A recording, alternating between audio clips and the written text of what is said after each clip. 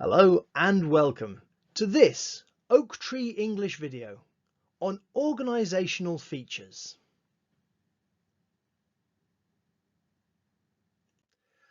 Your ability to recognise organisational features is tested in both Level 1 and Level 2 Functional Skills English. This video aims to help you correctly identify them so that when a question comes up like, what is the king's favourite tree? B, what organisational feature helped you to find the answer? You'll be able to say the text box or the picture or the caption. And organisational features can also help you navigate a text effectively. And I'm going to show you how. I've split the types of features into three broad categories. Now, there's no magic to this formula. I just think it may help you to memorise them more easily. I've split them into text, organisational features, and image. So let's start with textual organisational features. These are things that draw the attention and draw the eye to certain pieces of information. For example, underlined text, emboldened text, italicized text. These are things that are at the top of the bar in Microsoft Word, for example. These are things that you're all familiar with if you've used a computer more than once. You also get things like highlighted text, which again draws the eye to that particular piece of information. There are also font features. Watch this.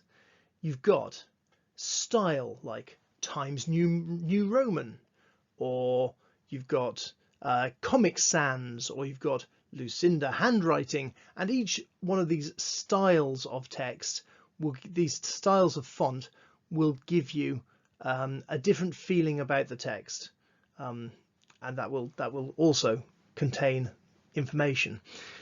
The size of the font is also something that gives you information. If it's a large type point, then you know that the writer wants you to take notice of that particular piece of information, particularly relevant in headings. Also, color of text. If something is in a different color, red or blue or pink, why not? Then that color will draw the eye and indicate that there's something different about that piece of information. So it can help you to navigate the text. Other things that help you navigate the text are organisational features. So these organise the text into manageable, bite-sized sections. They can also help you to navigate it. Watch this. So you have something like headings, which tell you what the whole text is about. You've got subheadings, which will tell you what each paragraph is about. Not all texts have these, but many do. They're very common. So subheadings, there may even be a whole question just on subheadings, like what subheading would you give this paragraph? Or the paragraph with which subheading tells you about chickens. And obviously the subheading was poultry. There are sidebars or text boxes, which are two words for the same thing, and it's a box with text in it. Stop me if I'm getting too technical here. A text box is a box with text in it. Call-outs, these are like speech bubbles, and they can have pull quotes in them. Pull quotes are where you take a particular sound bite from an interview or something, and you would put it in larger letters in the corner of the text. You can have lists. Now these could be bulleted lists or numbered lists or just shopping lists, but they are lists, and they are a particular organisational feature that tell you what you're doing with that text. And there are paragraphs. Now this is an important point about paragraphs. Though paragraphs are the most common organisational feature, try not to give them as an answer. Some questions may be phrased, this text is organised into paragraphs, What two other organizational features can you identify? And then you would say, well, there's numbered lists, or there's a text box, or there's headings or subheadings, but you wouldn't say paragraphs again. Try not to give paragraphs as an answer. So with these organizational features, you can actively and accurately navigate the text so that you know where you're heading, where the text is heading. Would you like to see some more features? Of course you would. So, image organizational features. Understanding images is actually one of the criteria against which you're marked. So don't focus so much on the words of the text that you ignore the rest of the page. You're being asked to engage with the entire text, which includes image organizational features. These can be diagrams, for example, which are schematic drawings of perhaps a blueprint of a house, or a technical drawing of a machine, or something like that. These are diagrams. Charts present data. So you might have a pie chart, for example, or a bar chart, which are very similar to graphs, which are usually line graphs, which tell you about the trajectory of something over time. Tables just present the raw data. They don't try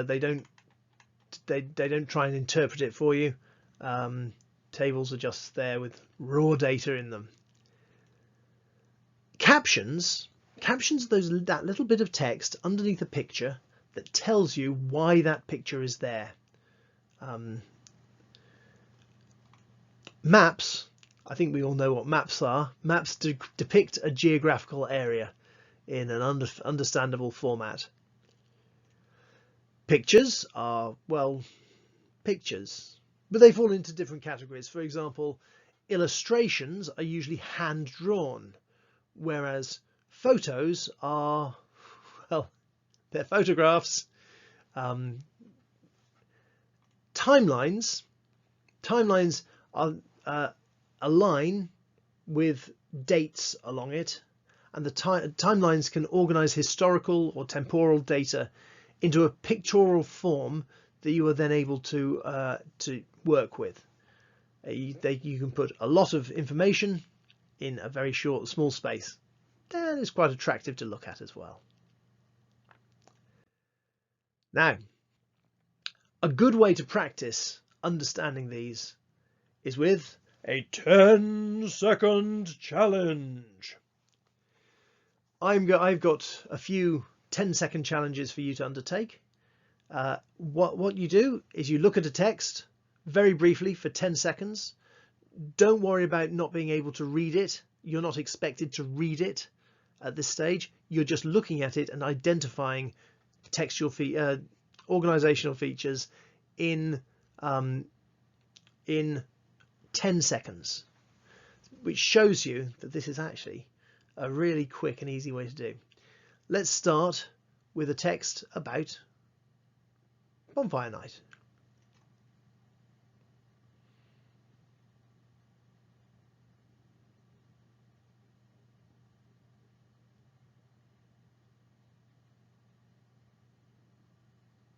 So that was a 10-second challenge. Let's find out what you saw. So there are headings and indeed subheadings, like so the heading would be treason and gunpowder, but there would also be at the court of King James is a heading, the gunpowder plot is a heading, in a country cottage is a heading. These are all headings, subheadings. These are all subheadings that tell you what those particular paragraphs are telling you. Font color is employed. That first sentence there is in brown to draw your eye. Italics are used in the captions. I haven't written captions down, but captions are there. Italics are used to say this is separate from the text, but it's related to. And of course there are pictures, including this picture of a person in a country cottage, and of course those happy chappies down the bottom who are the conspirators, some early terrorists. So you see, within 10 seconds you're able to pick out quite a lot of information. There is also one part of this text which I haven't mentioned, which has loads in. Let's look at that. This little box here is a densely packed group of organisational features. Let's see what's there. It is in itself a text box. It's also a timeline. You'll notice it's got dates down the side, so that it is acting as a timeline. It's also a bulleted list. Look, it's got bullet points along the left-hand side there. It's also got subheadings. Rulers of Great Britain and Northern Ireland there. That is that is in block capitals, which is another thing I didn't mention.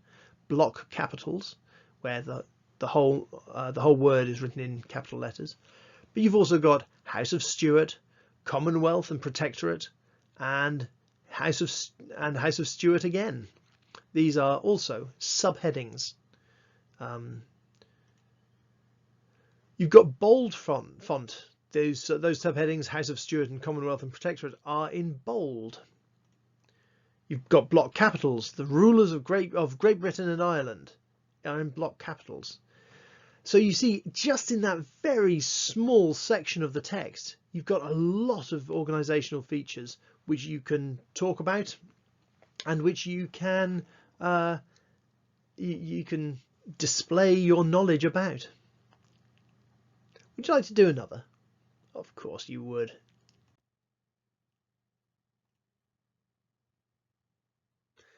This is one that I use for Stratford.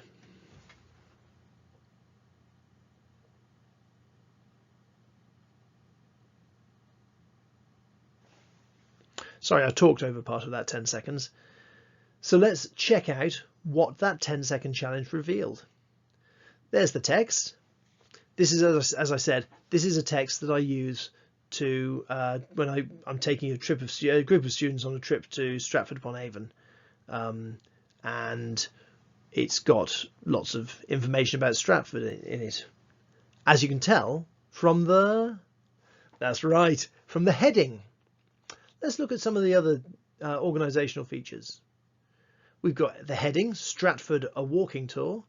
We've got subheadings. We've Shakespeare's birthplace, Nash's house and new place, King Edward's School, which is, by the way, a very good place to visit. As is, by the way, Holy Trinity Church, awesome place. Love it. It's where Shakespeare's buried. You've got font style. You've noticed that Stratford, a walking tour, is in a different font from the rest of it, to make it look old. We've got font size. You'll notice again, Stratford, a walking tour is in a larger font than the rest of it, as is the strapline there. Walk through the life of one of the greatest writers in the world, William Shakespeare. We've got emboldened font. That would be those subheadings: Shakespeare's birthplace, Holy Trinity Church, Gower Memorial, Royal Shakespeare Theatre. We've also got photos. We've got photos of Shakespeare's birthplace, Holy Trinity Church, the theatre, and the Gower Memorial. But we've also got pictures of Billy Boy himself and Henry VIII and some of his family, namely his kids. It's Henry VIII and his 3 children, the ones that survived. For more details, read a history book.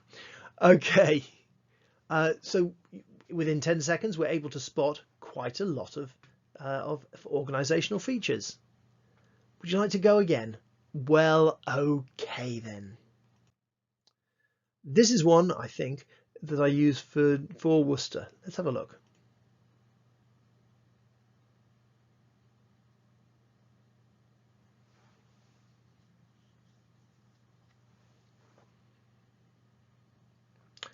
Worcester is also a lovely place to visit. Here's the text. Let's see what you spotted. So, though there is no heading, there are subheadings. Worcester Cathedral, King John, Prince Arthur, Henry VIII and the monasteries, Civil War. There's font size going on. You see that those headings, those subheadings, are all they're all in a larger font. They're also emboldened. You'll notice that I've used blue and red type font as well. This is to separate the paragraphs because I didn't, I'm afraid I didn't have space to separate them properly, so I had to separate them by colour. I would do it differently if I was reproducing this worksheet today. You'll see that I've got photos. We've got a photo of the Magna Carta there, and we've got a photo of Worcester Cathedral. By the way, a really interesting and good place to visit if you're ever in the area. We've also got pictures. Henry VIII is very averse to having his photo taken, largely because he's dead. King John likewise, he is a long time dead.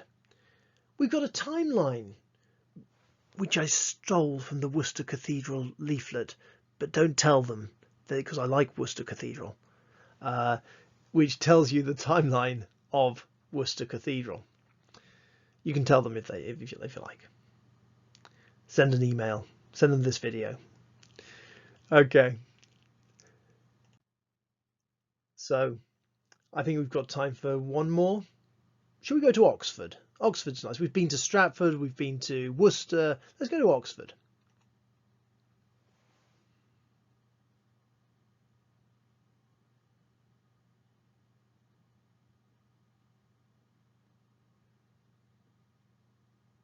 There you go. That was your 10-second challenge. What did you spot in that 10 seconds? Here comes the text again. Whoosh, there it is.